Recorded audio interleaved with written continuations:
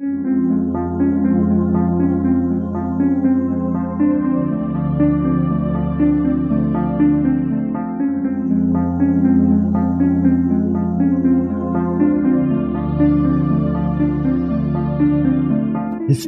tells the story of the world and of our lives. Sometimes that history goes bump in the night.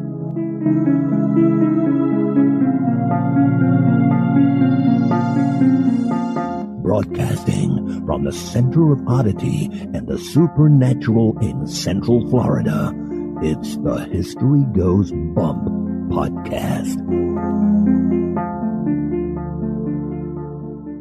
Hello, you spooktacular people. Welcome to this 402nd episode of the History Goes Bump podcast, Ghost Tours for the Theater of the Mind. I am your host, Diane. And this is Kelly. Kelly, on this episode, we have a location that was suggested by, and we got some research assistance from Jules Schlosser again. You might recall we had one a couple of weeks ago that she helped out with. And thank you so much. Yes, we greatly appreciate that. And this is the Virginia Military Institute, and we have quite a few ghosts hanging out at this school. But before we get into that, we want to welcome into the spooktacular crew, Becca, Michelle, who throws an S in front of her C&H with her name and has two L's, Martha, Pat, Bailey, who spells her name Ayley, Brittany, Holly with an IE, and Christopher. Thank you for joining us in the spooktacular crew. And now, this moment in Oddity.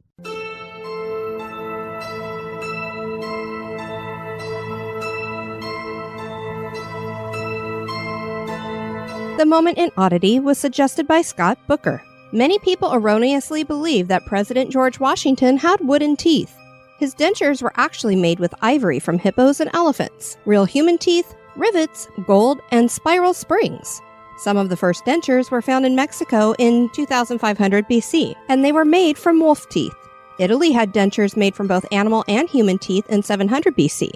Japan was the first country to fashion wooden dentures. Carved ivory and bones, along with human and animal teeth, were what dentists of the 18th century experimented with. Dentists weren't the only profession working on dentures. Ivory turners, goldsmiths, and barber surgeons all got in on the act. A man named Alexis Duchateau had dentures made from hippopotami, but they rotted, so he joined forces with the dentist and they created the first porcelain dentures in 1770. In the 1850s, dentures started to be made from a hardened rubber called vulcanite that was teamed with porcelain teeth. Celluloid was the first type of plastic used for false teeth and eventually was replaced by polymethyl methacrylate in 1938 and is still used today. The history of dentures certainly is odd.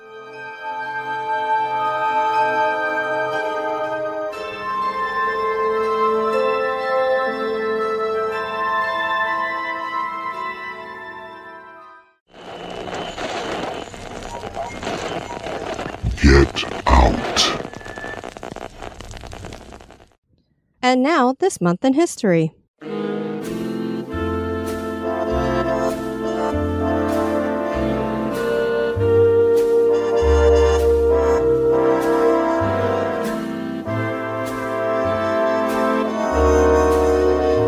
In the month of September, on the 7th, in 1876, the James Younger gang was attacked by an angry mob of townspeople while trying to rob a bank.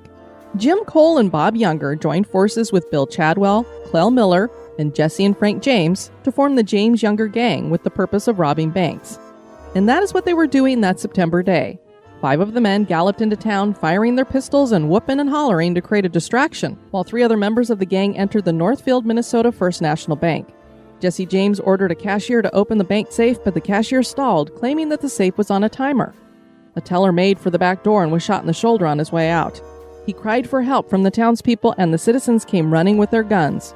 Clell Miller was shot dead by a medical student, and Bill Chadwell was mortally wounded by a nearby business owner who used a rapid-fire Remington repeater rifle. All 3 of the Youngers were badly wounded, and Frank James was shot in the leg. Jesse shot the cashier in the head and ran out of the bank, managing to get on his horse without getting shot. What was left of the gang rode out of town, and the James brothers made off on their own. They escaped to the Dakota Territory and eventually reformed a new bank-robbing gang in Nashville, Tennessee.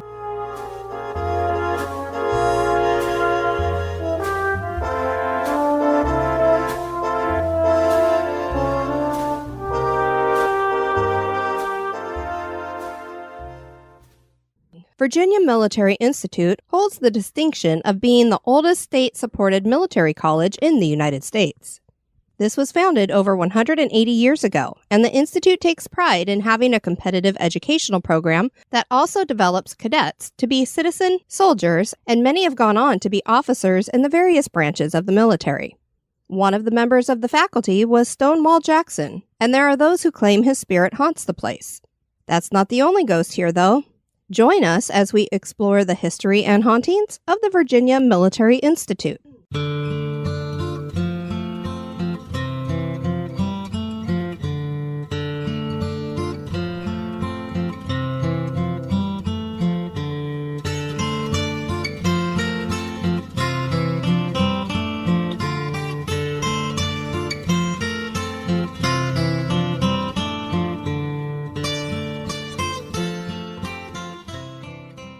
Virginia Military Institute is located in Lexington, Virginia, which is in the Shenandoah Valley. The Cherokee and Monacan tribes had settled here, but left after European settlers came to the area. The city was named in 1778 after Lexington, Massachusetts, in honor of that city being the place where the first shot in the American Revolution was fired. Did you ever go to Lexington and Concord? Unfortunately, no, not yet. Well, we'll have to get you there. It's very interesting historically. A fire in 1796 almost destroyed the city, and it would also come under fire during the Civil War. Texas hero Sam Houston was born here in 1793. Stonewall Jackson and Robert E. Lee would have their final resting places here. And it was here that Virginia established a military school. Virginia Military Institute, or VMI, was established in 1839, and one of the traditions started at that time is still carried on today: walking guard duty as a sentry. Every cadet that has come through the school has experienced this tradition. We love that the first cadet assigned to this duty was named John B. Strange. Does it get any better than that for us? Absolutely not. Because what I really love is that his middle name is B, too. So it's like, John, be strange. I should use that name for one of my tombstones that I'm making. You should. It would be perfect. Or somebody be strange. But before this official guard duty, there had been other quote-unquote guards here. What prompted the establishment of the Institute was a desire by the citizens of Lexington to get rid of the riffraff that they had guarding the local arsenal that had been built during the War of 1812. The soldiers sent to protect this arsenal were apparently a bunch of party animals that created more trouble than they were worth. But the citizens wanted to keep their arsenal. An idea was put forward to establish something like West Point Academy. Lexington attorney John Thomas Lewis Preston took up the reins and led the charge by writing 3 anonymous letters in the Lexington Gazette in 1835. You gotta love when they write these anonymous letters, like, oh, it's coming from 3 different people who all have this idea. Preston put forward the idea that students getting a liberal education while learning military discipline would not only protect the arsenal, but give the state the ability to have trained officers for the state's militia. Preston got local business owners to join him, and they managed to get the Virginia legislature to pass a bill authorizing the school's formation in 1836. The governor signed it into law, and a board was formed to organize the school. Preston came up with the name Virginia Military Institute, and Claudius Crozet became the first president of the board. He had been an engineer in Napoleon Bonaparte's army, and Thomas Jefferson referred to Crozet as, quote, the smartest mathematician in the United States. The initial plan for the school was to open as a military and engineering school, rather than offering a liberal education. So Preston had wanted it to be liberal education, but they were going more of a military and engineering kind of route, which makes sense because you got a guy here who is an engineer from Napoleon's army. The first graduating class consisted of 16 cadets who graduated in 1842. Something that has kept VMI unique is that, unlike other senior military colleges in America, VMI enrolls only cadets and only offers bachelor degrees. Over the years, degrees have been offered in engineering, science, and liberal arts, and all cadets have to be part of ROTC. In 1851, Thomas Stonewall Jackson became a part of the faculty. He was a major at that time and taught natural and experimental philosophy. In 1859, he led a group of VMI infantry and artillery units in traveling to Charlestown, Virginia, to witness the execution of John Brown. Shortly thereafter, the Civil War started, and VMI cadets were pulled into active duty. Many served with the Confederacy, and many of the VMI alumni were considered the best officers in both armies, with 15 graduates attaining the ranks of general in the Confederate Army. One of those to obtain general during the Civil War was Thomas Jackson, who also earned his nickname Stonewall at that time, too. He would also die during the war at the Battle of Chancellorsville in 1863. Before fighting began, Jackson saw that many of the men under him were from VMI, and he declared, "The Institute will be heard from today." Jackson was hit by friendly fire the evening of the battle. He and his staff were returning to camp when another regiment thought it was a Yankee trick, and that men from the Union cavalry were sneaking in for a surprise attack. The general was hit in the left arm twice and once in the right hand. He was not given care right away, and by the time he got help, his arm had to be amputated, so he laid there for a while because they thought it was the enemy. He developed pneumonia and died from it 8 days after being shot. His doctor, Henry McGuire, said of Jackson's death, "A few moments before he died, he cried out in his delirium, 'Order A.P. Hill to prepare for action. Pass the infantry to the front rapidly. Tell Major Hawks,' then stopped, leaving the sentence unfinished. Presently, a smile of ineffable sweetness spread itself over his pale face, and he said quietly, and with an expression as if of relief, 'Let us cross over the river and rest under the shade of the trees.'" So it makes you wonder what he was seeing in that moment of his death. Yeah, it's almost like he's like preparing for battle, and then the image like wipes out in front of him and he's seeing a peaceful, serene place. On May 15th, 1863, the Corps of Cadets escorted Jackson's remains to his grave in Lexington. His arm didn't make the trip. It was buried at the field hospital. Perhaps that's why he is at unrest, but more on that later. Oh, my word. Well, if you think he died 8 days after they probably amputated it, I'm sure they did what they did with all those parts. They just buried him in the fields, and now people go to excavate their yards in these places and go, "There's a bunch of bones from legs and arms here." Is this where a serial killer lived? Yeah, exactly. That's probably what they think. The cadets of VMI were called into service again during the Civil War for the Battle of Newmarket. This campaign helped turn the tide in favor of the Confederacy. 247 cadets marched 80 miles from Lexington to Newmarket before the battle started on May 15, 1864. The VMI cadets held the line and pushed the Union forces back over an open, muddy field, capturing Union artillery along the way and securing a victory. 10 of those men would perish and 47 were wounded. 6 of the dead were buried on the VMI grounds behind a statue named Virginia Mourning Her Dead by sculptor Moses Ezekiel. Ezekiel was a cadet at VMI and wounded in that battle. The American Battlefield Trust recognizes this as the only time in U.S. history that a student body from an operating college fought as a unit in pitched combat in battle. In all, VMI cadets were called into action 14 times. And on that term, pitched battle, we weren't sure what that was, but apparently it's like a date. A very bad date. Worse than a blind date because there will be casualties. Although there might be some blind dates with casualties too. Well, this could be true. This is a planned battle where both sides commit to it, with the option of pulling out before the battle begins. See, it's like a date. I guess so. So this differentiates it from an ambush or a meeting engagement, which is at an unexpected time and location. The Institute would suffer its own damage during the war when it was shelled and burned on June 12, 1864. This was only a temporary setback as the damage was repaired and the Institute was reopened on October 17, 1865. The school would continue to grow and expand, educating more and more cadets into the early 1900s. 1,400 alumni would serve during World War I, and cadets at the school practiced building trenches and conducting trench warfare where Foster Stadium would eventually be built. After the war, the library was added as well as a new engineering building. Special training programs were added during World War II, and more than 4,000 alumni served during the war. So many veterans of the war wanted to use their GI Bill at VMI that a new barracks needed to be built. However, like so many other areas, VMI was slow to diversify their cadet body. The first cadets were strictly from Virginia and numbered 23. It wasn't until 1857 that the Institute was open to all residents of America. Well, all white male residents of America. And it wouldn't be until 1972 that the first black cadets would graduate. Back in 1991. Very good year. Oh, is that when you graduated from high school? VMI was taken to court because it would not admit women. The Justice Department said that it was unconstitutional for taxpayers to support a school that didn't allow women, while the school argued that admitting women would destroy the camaraderie among men that is at the heart of its military training. Women won, and the first female cadets entered the Corps in 1997. Today, women comprise about 8% of the 1,600-member Cadet Corps. Since the Mexican-American War, VMI cadets have served in every war involving the United States. During World Wars I and II, the Korean War, and the Vietnam War, over 300 alumni were killed. During Operation Desert Storm, 2 alumni were killed.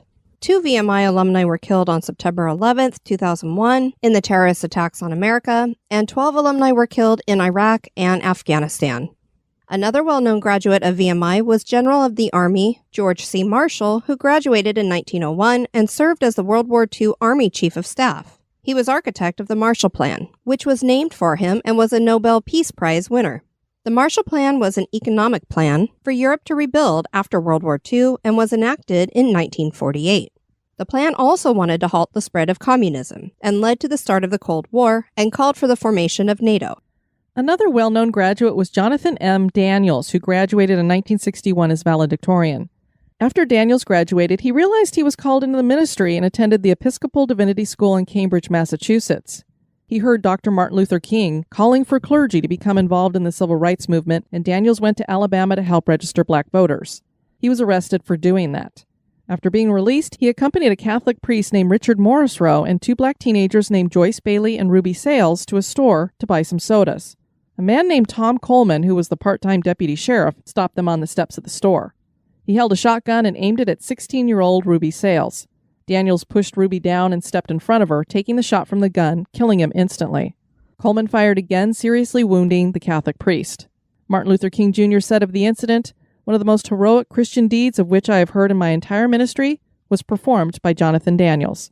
Daniels would eventually be named a lesser saint of the Episcopal Church for his sacrifice. There are several legends and ghosts reputedly connected to the Military Institute. The first legend is connected to the Virginia Mourning Her Dead statue for the fallen students from the Battle of Newmarket. Cadets claim to have heard cries coming from the statue, and there have even been real tears reported to be coming from the eyes. One of the ghosts at VMI is also connected to the Battle of Newmarket. Cadet William Hugh Mcdowell from North Carolina started at VMI in August of 1863. He was killed on May 15, 1864, at the battle while serving as a cadet private in Company B. You know who else is part of Company B? Who, Kelly? The Boogie Woogie Bugle Boy. Of Company B. Yeah, when I type that out, I just start having that song go through my head. Well, especially because with what we've been watching for Outlander. Yeah, takes you back to that time. Yeah, Claire sings that all the time. Yep. Private Mcdowell's remains were taken to his father along with his effects. His father noticed that a gold watch he had given his son was not among those effects. Nobody knows what happened to the watch, but the cadet seems to be at unrest over that. People claim to see the ghost cadet walking around as though he's looking for something on the battlefield. There are claims of a helpful ghost who knocks on the doors of cadets that are set to do guard duty. It's as though the spirit is making sure they're not late for sentry duty.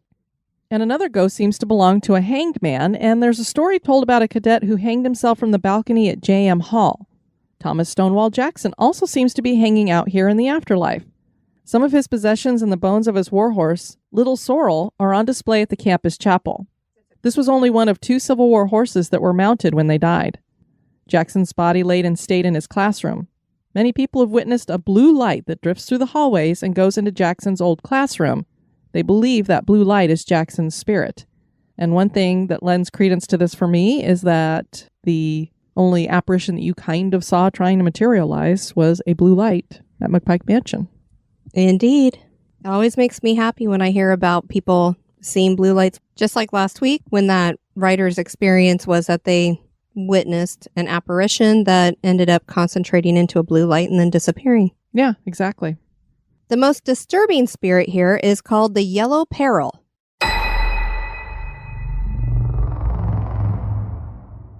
This figure appears on the 3rd floor of the barracks and got its name because it has a bony and yellow face. The best narrative about this entity we found on Reddit by poster Liberty or Death 11. I have had a couple of different experiences or encounters at VMI, but none compared to this one. There was a story about a ghost poltergeist called the Yellow Peril. Apparently, it was a ghost that was only seen on the 3rd floor near a particular stairwell inside the barracks that had a yellow face with a bloody gash down the center. I'm literally getting chills as I write this. Anyway, there were a couple of cadets and faculty that had claimed to have seen it. Always the same description, same location, and always at around 03:30 at night. This is also the time when drumouts take place, when a cadet is dismissed for an honor violation. Everyone who said they saw it always said that they were walking the stoops when they got a powerful feeling that they were being watched or that someone was following them. When they turned around, there it was, the yellow face with the bleeding scar staring right at them. Anyway, one night when I lived on the 3rd floor of the barracks, I was a sophomore cadet at the time, and all sophomores live on the 3rd floor. I got up in the middle of the night to go to the bathroom. Always a bad idea. And it's always the bathroom that's haunted. And I always have to go at least once or twice every night, so. Cadet rooms do not have bathrooms, and you have to leave your room and walk on the outside stoop to go to one. I remember looking at my clock, and it said 03:29, but I didn't think anything of it. Well, I went to the bathroom and was walking back to my room, passing by that particular staircase, when every hair on my body stood up. Again, I'm getting chills right now just writing this. I've never before nor since had such a strong sixth sense feeling like it, and I can actually remember an internal voice in my head telling me that if I turned around, I was going to see something I did not want to see. Well, I'd love to tell you that I was brave and turned around, but I didn't, and instead I pulled my bathrobe up over the back of my head and walked as swiftly as I could back to my room. That sounds like a good way to protect yourself, kind of like staying under the covers in your bed. I was just going to say, if the sheets work on the bed, the bathrobe works too, I'm sure. Everything in me wanted to run, but I knew that if I did that, I would panic. The whole way back, I felt like I was being followed, even once I got into my room. I went to go lay down in my rack, pulled my blanket up over my head, and tried to go back to sleep. Here's where it gets even creepier. A couple of months later, I was doing some personal research in the bottom level of the library in the section on Vmi history, which is rather extensive. Anyway, I found this book called Memories of Vmi, or something like that, published in 1937. It was a collection of different stories from alumni around the turn of the century, some comical, some not so. Well, as I was flipping through the various chapters and stories, I saw one titled The Vmi Phantom. It sounded interesting, so I began to read it. It was a story from an alumnus who was talking about an event back when he was a cadet. He said that one morning a sophomore cadet seemed pretty shaken during breakfast. His roommates were trying to find out what was wrong. After a while, he finally told them that the night before, around 03:30, he awoke in his bed to the feeling that he was being watched. When he looked up, he saw standing over him a ghost with a yellow face and a bleeding scar. More chills. His roommates all laughed at him and told him he was just dreaming. Well, a few nights later, 2 other sophomore cadets said they both woke up in the middle of the night after feeling the sensation that they were being watched, and both saw the ghost with a yellow face and bleeding scar. Word traveled through the barracks about the apparition, and a number of cadets decided to try to catch the spirit. The next night, 2 cadet roommates who were on the football team woke up and saw the ghost. Both apparently leapt at the ghost and tried to pin it to the wall with a chair. One cadet was flung over a table by the ghost and the other broke his arm. After that, the entire barracks was in a state of panic. Cadets slept with their rifles, bayonets, and a few kept pistols under their pillows. Officers who normally performed midnight checks to make sure cadets were in their beds after lights out were apparently rushing along the stoops as quickly as possible, completely neglecting to even look into rooms. After a time, the ghost hadn't been seen for a while, and everything went back to normal. After finishing the chapter, I was utterly stunned. Here was a story written from a no doubt honorable man almost 100 years prior, describing the exact same ghost with the same descriptions and in the same location that cadets and faculty were seeing today. No one I talked to ever knew anything about the Yellow Peril, having been seen decades before, and the book I found probably hadn't been read for well over 50 years. After that, I knew that what I felt on the 3rd stoop that night wasn't my imagination. It was the same ghost that has been haunting that area of the old barracks for 100 years. I never walked anywhere near that part of the barracks after dark for the rest of my cadetship. So let me just say, all of the experiences that we're sharing with you here are all off of Reddit. They had a group over there, and this is like the VMI group that we're sharing these things. While I was reading through some of that, I found out that this guy had written a letter back to, I don't know if it was his girlfriend or just a friend named Florence. And I went to see if I could find it because they had this letter archived, and it was his name and then his papers, and there were several of them, and in one of them he relates this ghost that's at the barracks. And I couldn't get a hold of it because you have to like send for it and all this other stuff. Well, it just so happens that somebody on Reddit actually had the letters and had scanned them and put them up. It's hard to read because it's in cursive and it's a guy writing, but let me kind of sum up what he had written. So the cadet's name was James D. Hankins, and he wrote this letter in 1921. And he specifically said it was a spook haunting the old barracks. In the letter, he tells Florence the ghost has them all so scared that they are sleeping with loaded pistols on their tables and bayonets under their pillows. I would not want to be a guard checking in on the cadets because somebody would shoot me. That's what I would be afraid of. And he even remarks, poor old ghost, like, if that ghost comes around, we're going to get him. And that's exactly what I was thinking. One of these sentries is going to come in there and they're going to be like, it's the ghost, get him. So I'm surprised they didn't have that happen. Exactly. And I just want to cite that this is the James D. Hankin Papers, manuscript number 0144 from the Virginia Military Institute Archives. And what's really interesting is here you're reading somebody on Reddit, and he's relating something that he personally had. Then he goes in and he's looking back through archives. He finds this story explaining all of this stuff. And then here's this other letter from some other cadet talking about this. So this is something that really happened there. Yeah, definitely a legitimate haunting. Exactly. I love it when you have all of these things coming together. In 2019, Lucky Squirrel 21 wrote on Reddit, I remember when I was a cadet there. I was on guard one foggy night and I was walking along my assigned route. It was dead silent. All of a sudden, I thought I heard footsteps behind me. I looked back, but no one was there. I kept walking and I heard them again. Again, I turned around. No one there. I was pretty scared at this moment, so I thought I'd play a trick. I walked a couple of steps, then suddenly stopped before my foot touched the ground, and I swear to this day I heard a step behind me. Also, I remember hearing a story from an alumni, class of 76, who heard this story from another alumni, class of 47. He told me that him and his roommates were up late one night in their room studying, when all of a sudden the door flew open in a gust of wind and a ghostly cadet dressed in Civil War-style clothes walked in carrying a lantern. All he said was, "Turn out your candles," before he disappeared. And the cadets all peed themselves a little bit. Thanks for that little addition. I mean, what would you do if you're just sitting in there hanging out and all of a sudden the door slams open and there's this Civil War soldier standing there screaming at you to put out your candles? I don't think I'd pee myself, but I would be shocked. Jay Kinster shared his experience on Reddit 11 years ago. First, let me begin by saying that I'm a cadet at the Virginia Military Institute and am bound by the nation's strictest code to tell things how they truly happen, not loaded with a bunch of half-truths and whatnot. Having said that, my first encounter, if you will, happened, about 2 years ago in my second year here at the I guess is another nickname for it. I was the corporal of the guard that night, second shift, and my shift ran from 2:20 to 4:40 in the morning. So one night I was making my nightly check at the Jackson Memorial Chapel. I noticed a thick fog setting in over the parade ground, which is never very settling at 3:30 in the morning. Anyway, my job was to ensure that all the doors were locked and no one was in there after hours.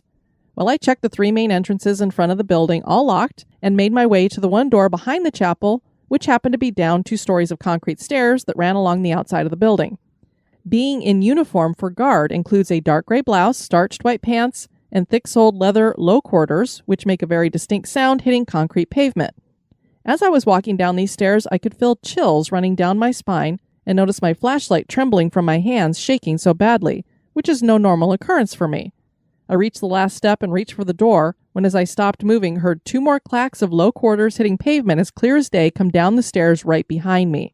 Shaking, I spun around, saw nothing, and proceeded to run back up to the ground level, dropping my flashlight behind the chapel. As I was moving back to the guard room at a rather brisk pace, I looked across the parade deck and noticed what looked like a deer grazing just inside the fog line. Weird for 3:30 a.m.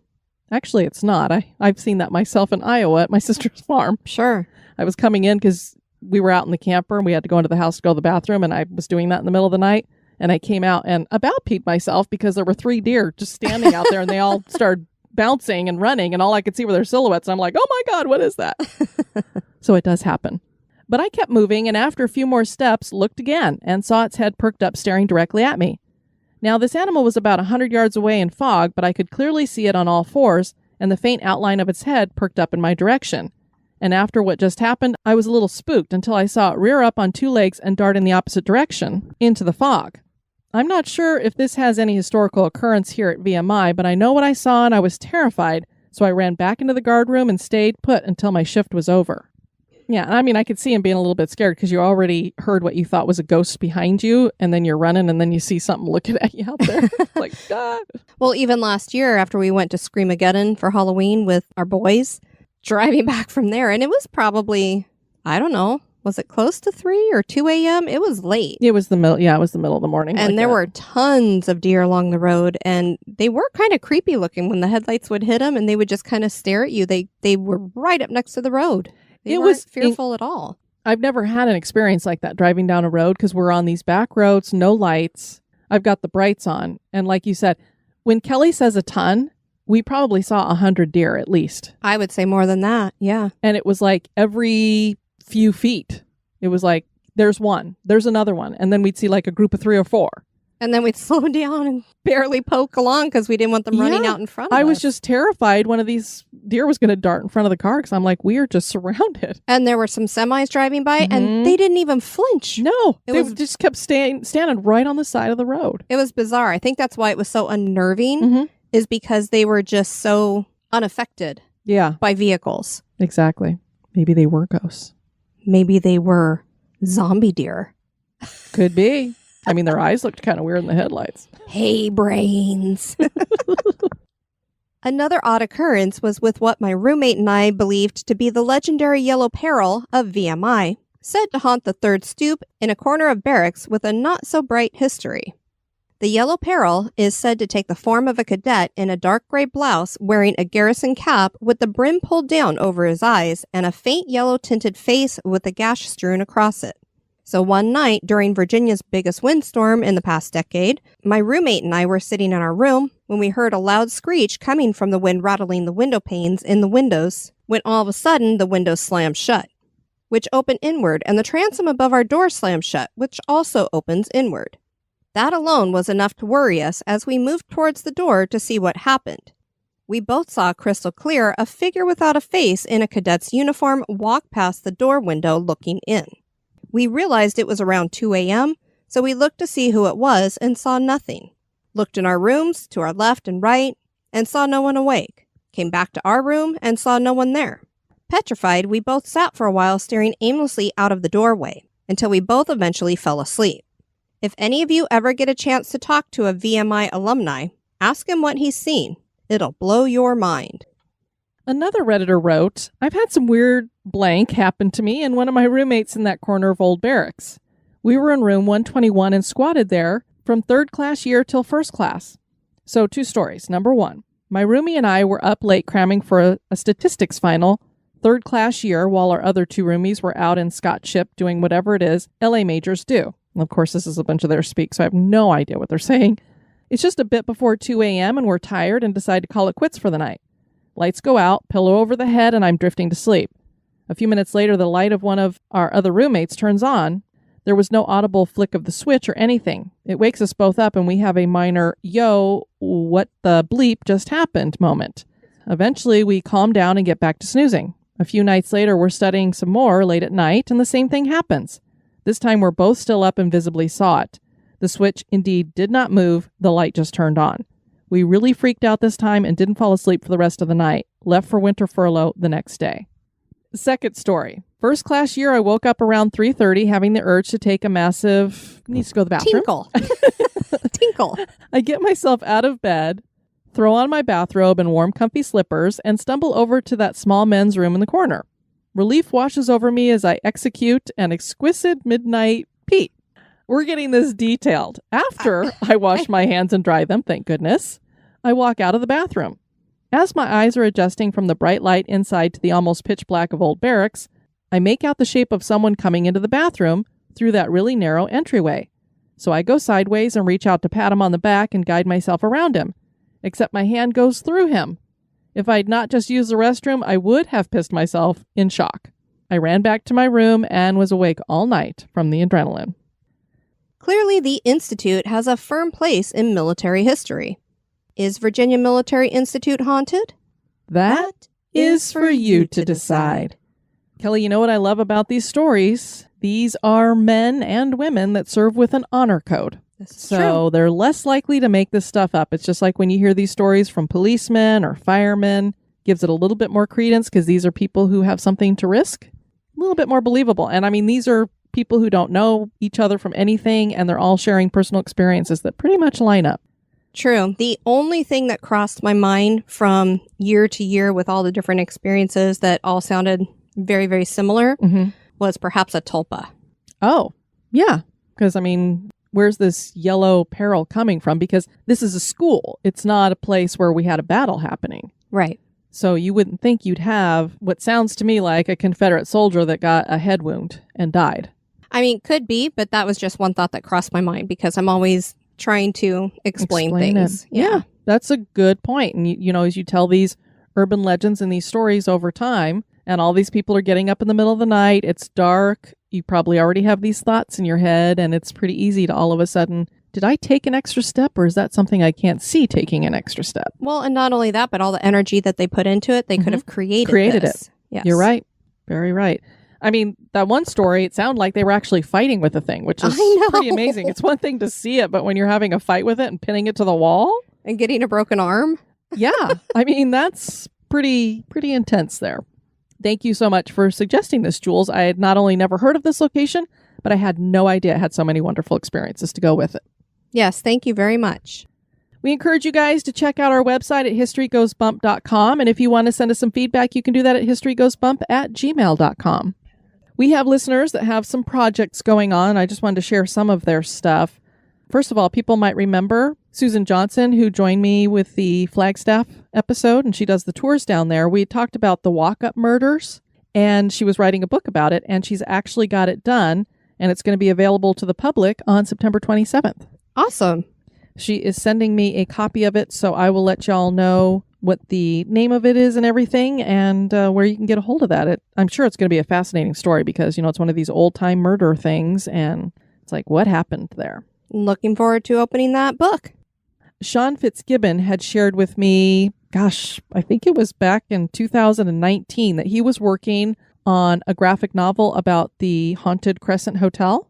He recently completed a 240-page, fully painted graphic nonfiction about that, and they have a Kickstarter going for it. It's going to be launching here in October, and what you would look up on Kickstarter is Sean Fitzgibbon /What Follows is True Crescent Hotel. So I think if you put that in the search, you'll be able to find it. I will put a link in our show notes as well for anybody who would like to help him out with that.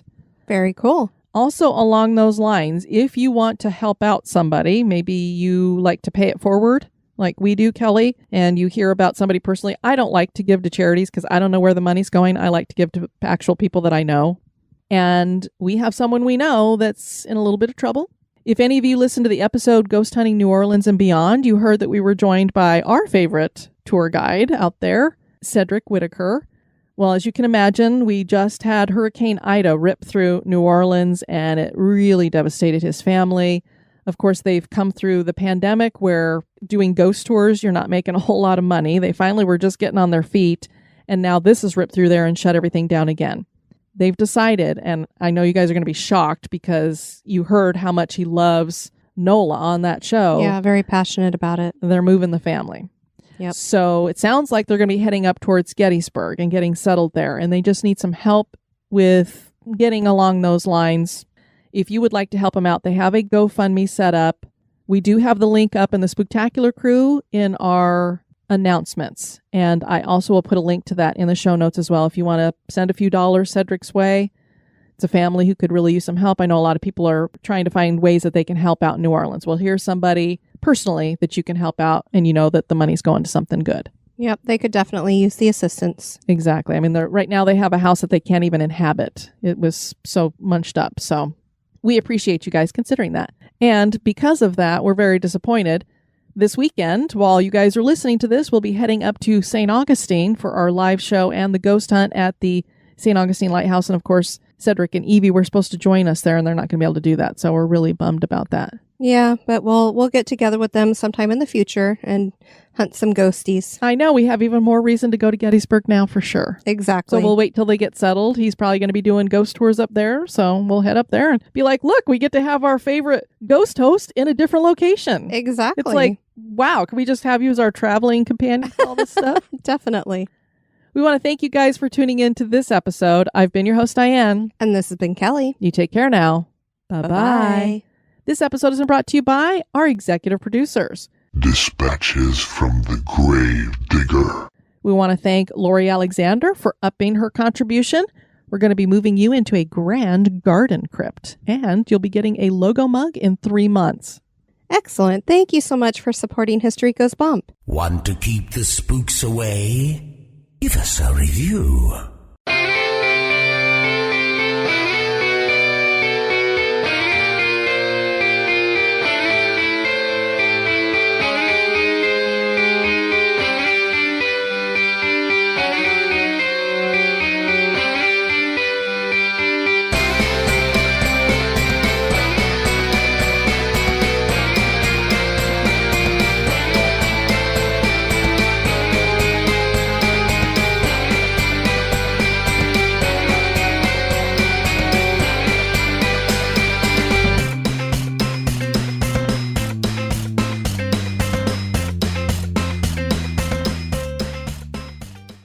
Schlosser. I always want to say Schloss Furnaces when I see her name. I always want to say Schlossley. Schlossley. There's Did you a know story. Schlossley? No, Schlossley was an imaginary pet that my mom and her brothers and sisters had when they were kids. Oh, you're kidding. No. Where did they get that name from? I don't know. I can't remember. Jules is going to be so delighted that we were having fun with her last name like this. Great. Hopefully it doesn't bother her. Celluloid was the first type of plastic used for false teeth and eventually was replaced by polymethyl methacrylate. Thanks, Scott Booker. Say that 10 times really fast. When I typed that out, I was like, oh, Kelly's going to love that word. Hairball. This is what happens when we record after having breakfast. We get really phlegmy. Great. Thanks. Something that has kept VMI unique is that unlike other senior military colleges, And that men from the Union Cavalry, so they're going to get me. Cavalry Every or time. cavalry? I always say it wrong, and then the listeners get me for it. Well, what's the one that I always do? Well, I always say supposedly instead of supposedly. You know what? There are a lot of podcasters that do that. I hear that a lot on podcasts. Fought as a unit in pitched combat. Come back. Come back. Come back. I'm thinking of Titanic now. When she's yelling for the boats to come back and get her when she's in the Yes. water. Come back. Blowing Come the back. whistle. Yep. 1,400,000 alumni. They're Illuminate. illuminated. Alumni. Sounds so fancy, like tourism. Well, they say smart people are illuminated or something like that. So I just was going with that. Okay. Jay Kingster shared his experience on Reddit 11 years ago. First, he's a little geeky one. Sorry about that. Jay Kinster shared his experience on Reddit 11 years ago. If he's a Kingster, we don't want to know about his experience. Poor guy. It's a PG show. Come on now, mister. Another odd occurrence was with what my roommate and I It smells. We've got to wave the closet door back and Odorous. forth because, well, we're not exactly sure if Mia's breakfast didn't agree with her. But I don't know what she ate when she some was out on kind the patio. There's some kind of funk Green here haze. in the studio closet.